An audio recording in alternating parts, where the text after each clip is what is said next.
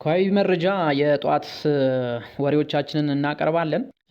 የመጀመሪያው መረጃችን በአማራ ክልል የተኩስ አቁም ስምምነት እንዲደረግ ተጠይቋል። ይህን የጠየቀው የብሔራዊ ምክክር ኮሚሽን ነው።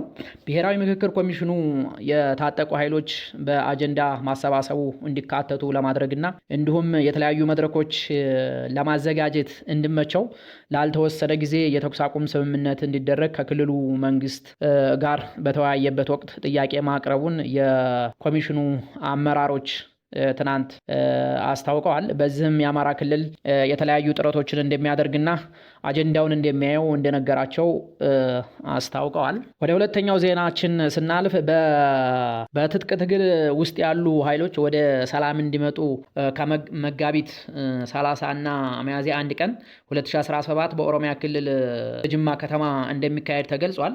ኮንፈረንሱን የኢትዮጵያ ሃይማኖት ተቋማት ጉባኤ አስተባባሪነት እንደሚካሄድ ታውቋል። መደማመጥና መቻቻልን ለማጎልበት እንዲቻል እድል ለመስጠት በየበራው ያሉ ወንድሞቻችንን ከመንግስት ጋር በሰከነ መንፈስ መወያየትና መከባበር ችግሮችን እንዲፈቱ በሰላም ኮንፈረንሱ እንዲሳተፉ ጥሪ አድርጓል። በዚህም ኮንፈረንስ የተለያዩ ሃይማኖት ተቋማት፣ የሀገር ሽማግሌዎች እና የሚመለከታቸው አካላት እንደሚሳተፉም ታውቋል።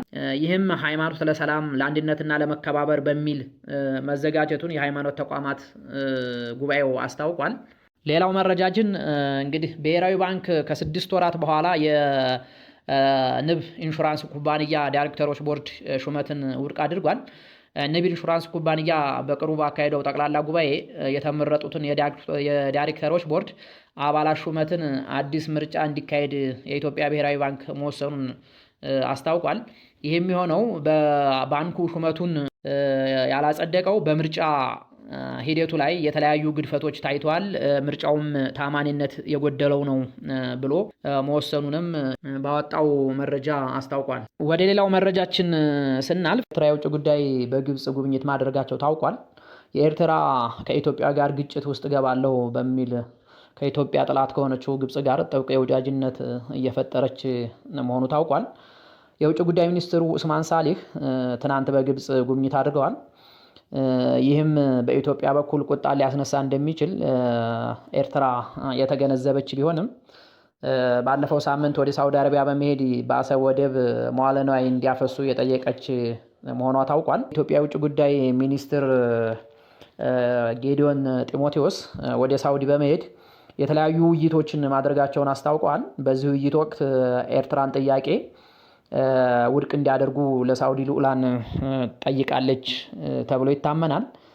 ይህንን ከግንዛቤ ውስጥ ያስገባች የመሰለችው ኤርትራም ትናንት በውጭ ጉዳይ ሚኒስትሯ በኩል ከጎኔ ሁኝ ብላ ግብጽን ልትጠይቅ ወደ ካይሮ ማቅናቷን ታውቋል።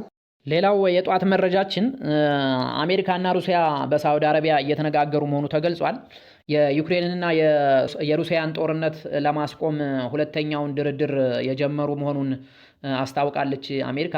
በዚህም በተናጠል ሩሲያንና ዩክሬንን ለየብቻ ያናገረች መሆኑንና ጦርነቱን ለማቆም በምታደርገው ጥረት እነሱን ፊት ለፊት ለማገናኘት ለየብቻ ተደራዳሪዎችን እያገኘች የሁለትዮሽ ንግግሮችን ያደረገች መሆኑንና በሚቀጥሉት ዩክሬንንና ሩሲያን ፊት ለፊት አገናኝታ ድርድሩን አንድ ደረጃ ወደፊት ልታስኬደው እንደምትችል የውጭ ጉዳይ ሚኒስትሯ አስታውቀዋል። የጧት መረጃዎቻችን ይህን ይመስላሉ።